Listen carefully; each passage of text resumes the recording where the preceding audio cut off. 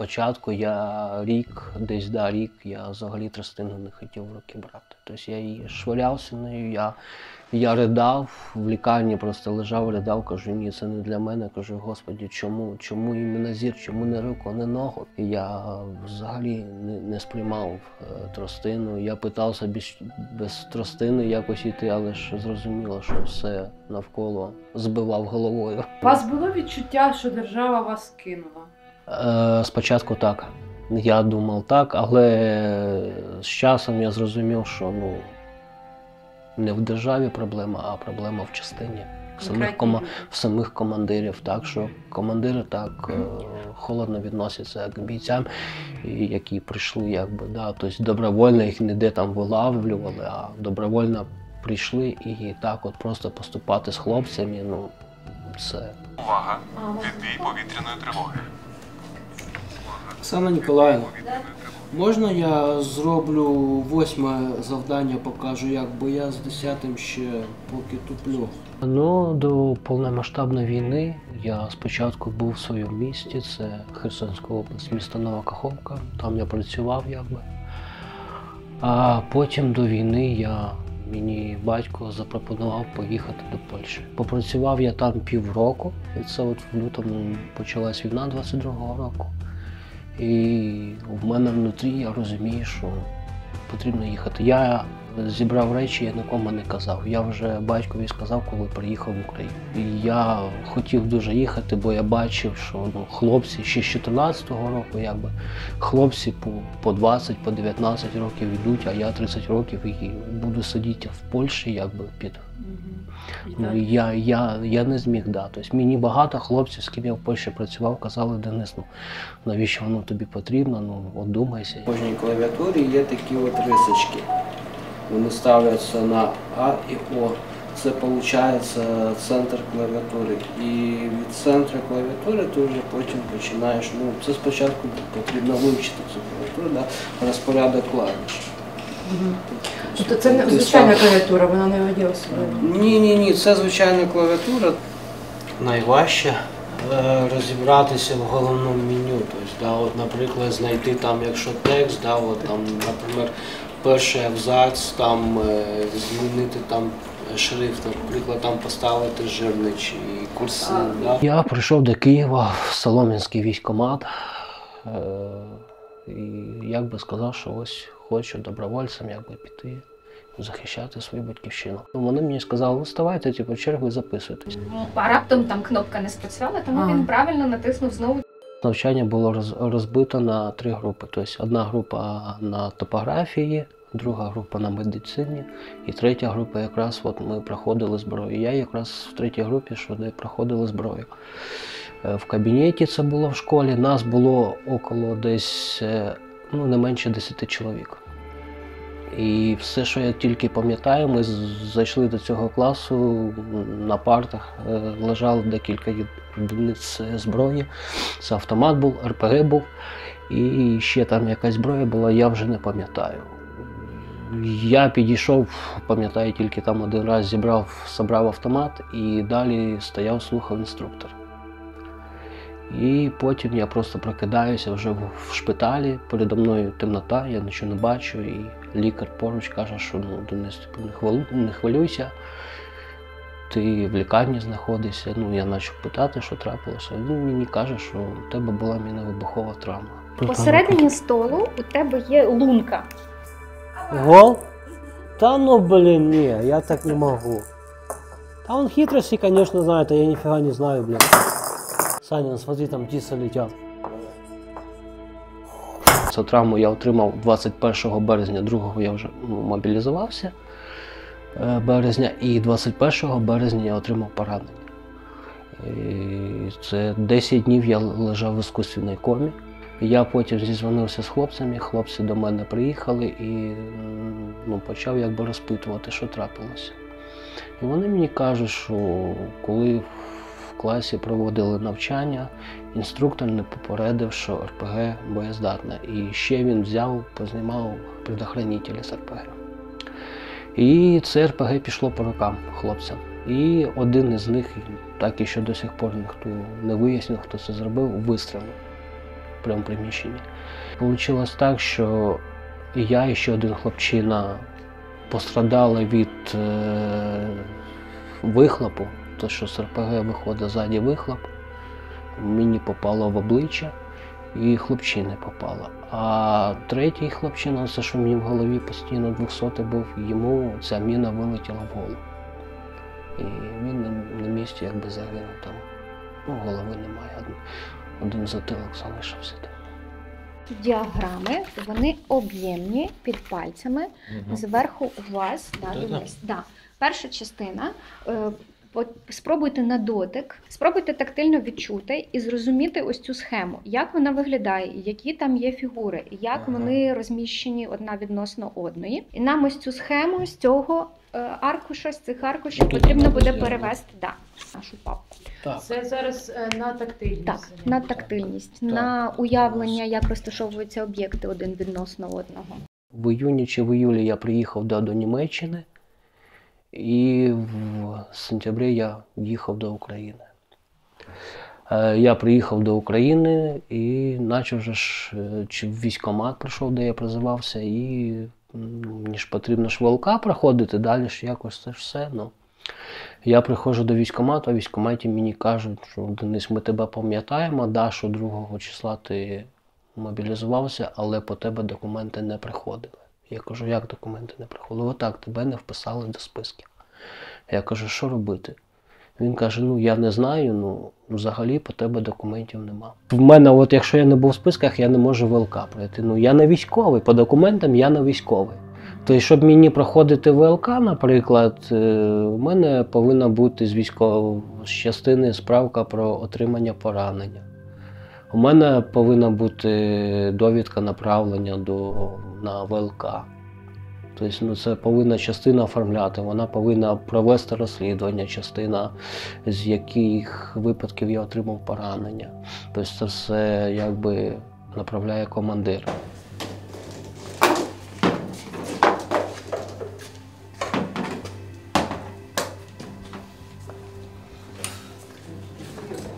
Документів нам тоді на військових квитків ще нічого не повидавали, тільки з військкомату було тимчасове посвідчення, що мобілізовані. І там формувалась 120-й БАТ, частина 4051. Це розвідбат. А по спискам, якби по закону, да, що якби його не було, він тільки формувався, там був вже командир, але ну, він ще не офіційно був, тобто ще якби президентом не було це все ухвалено. Мене відправили одразу біля Солом'янського військкомату, була там школа. І цей командир, який нас набирав з розвідроти, він був повинен, він мав зв'язок з командиром 130-ї тероборони. І всі хлопці, які там поприходили, там около 50 чоловік тоді було, може трохи менше, він був повинен нас спочатку оформити в 130-й тероборону. А коли вже сформувалася б ця частина, він повинен був нас забрати.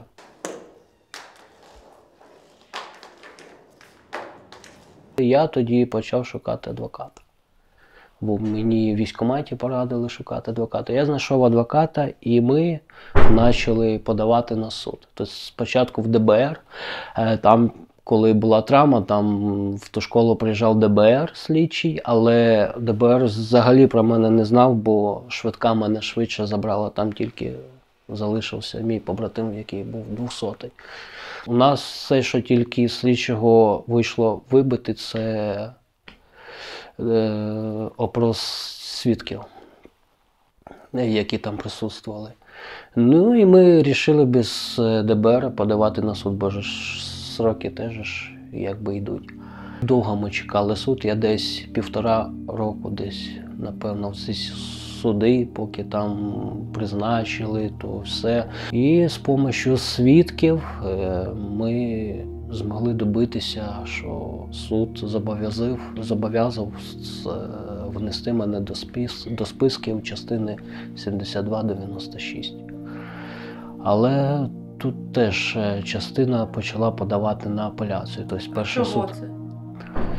Ну, як мені сказали, вони повинні пройти всі етапи, тобто вони не можуть зупинитись на цьому. Тобто по статуту вони повинні всі 3 інстанції пройти. Як вдалося виграти в результаті суд, коли нема доказів, що ви були в 120-ці, 130-ка дійсно про вас нічого не знали? З допомогою свідків.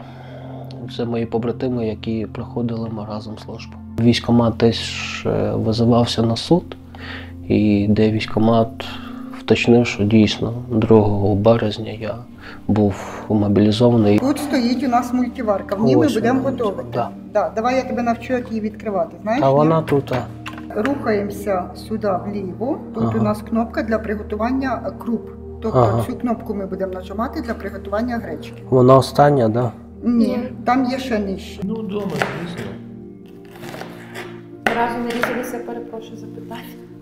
Звісно, а вони мені повинні виплатити зарплату за ці 2 роки. А так ви щось не платили? Ні. За 2 роки, так, вони мені повинні виплатити зарплату. І за поранення, так, да, там перша група, якщо не на бойових, а у мене якраз виходить під час проходження служби поранення, так, да, компенсація там теж повинна бути. Всі виплати. А ваш побратим, який загинув, там до сім'ї вдалося якось досягти правди, що він загинув вже під час служби? Ні, там теж така сумна історія. Приїхала дружина якось до школи, там, де ми проходили службу, бо чоловік довго не виходив на зв'язок. Вона приїхала до школи, вийшли військові і сказали, що він на завданні. А на самом деле він вже лежав в морзі. Пару днів назад я спілкувався з дружиною. Вона сказала, що судимося, подаємо на суд, да, нічого. І плюс, що ще угрози поступають. Тобто дзвонять і кажуть, погрози, так. Кажуть, що да, якщо ви не хочете, щоб його забрали в армію, типу, прекращайте справу. От на ручки нажимаємо кнопку. Нажимай кнопку, да. Да. Гарячі. Хочеться відчути щось нове. А ну ж не повіриш, поки не пощупаєш.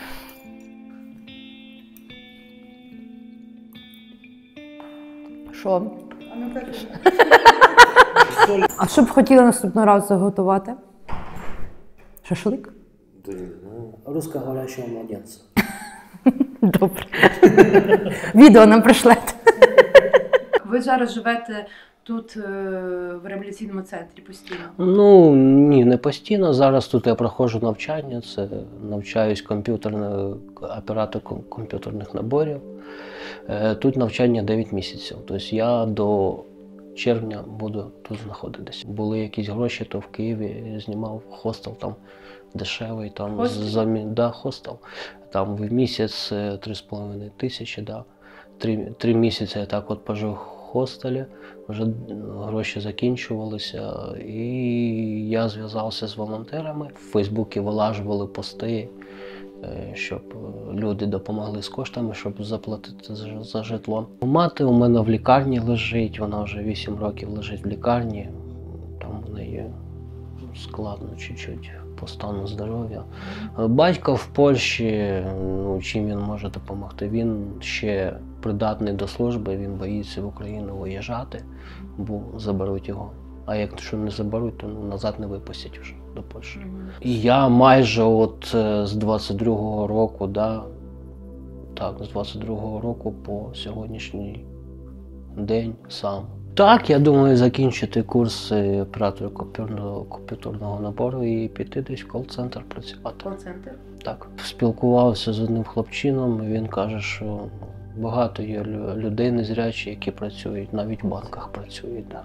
Людина, коли тільки починає, наприклад, працювати, до кожного тут має бути індивідуальний підхід. Комусь легше, комусь важче. На що вам схожий цей малюнок?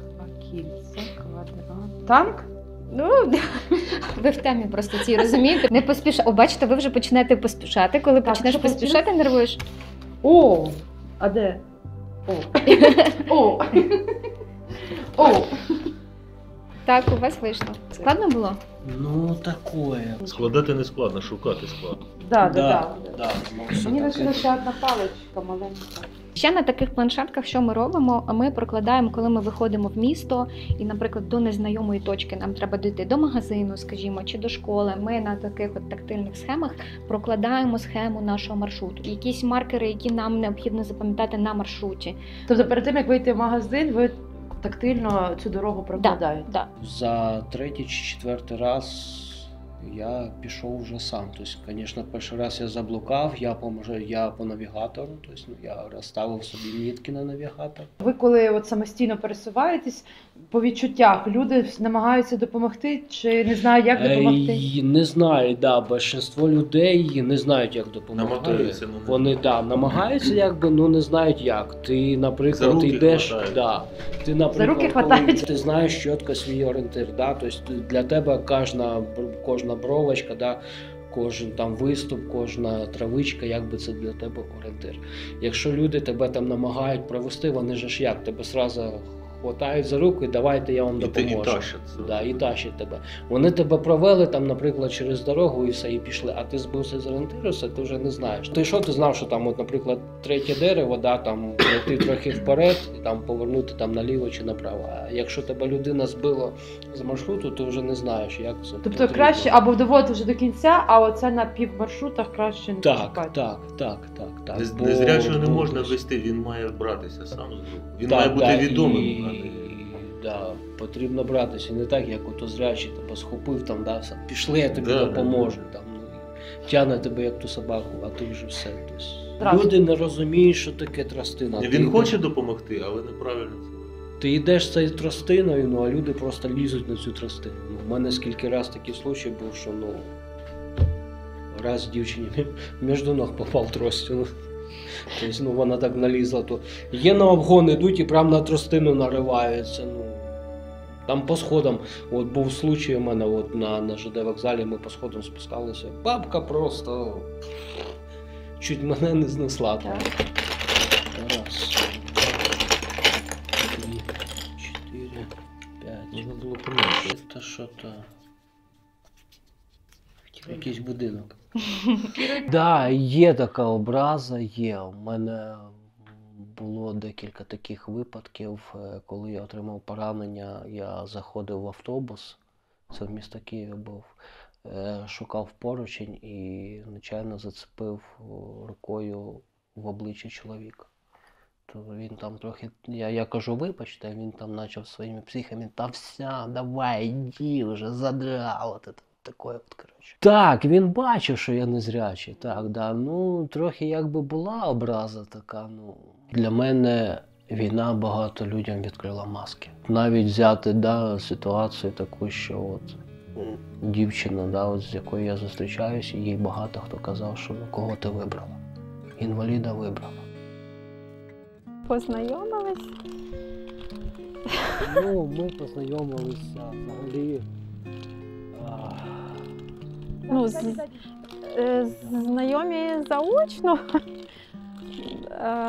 бо в нас є спільний друг Андрій. І ми слідкували, мої друзі, знайомі, ми слідкували за долею Дениса на сторінці Андрія. А так я їхала до подруги в Київ, вирішила привезти штрудель Денису.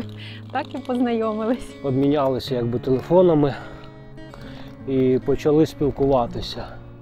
В мене до неї з'явилися якби відчуття, але я боявся признатися, бо якби 12 років різниці, я молодший за неї. І також вона боялася теж признатися, бо подумала, що я якась тут якби жінка тут лізе до молодого. Десь на третій, четвертий день розмови ми все-таки друг другу якби призналися. А на котрий?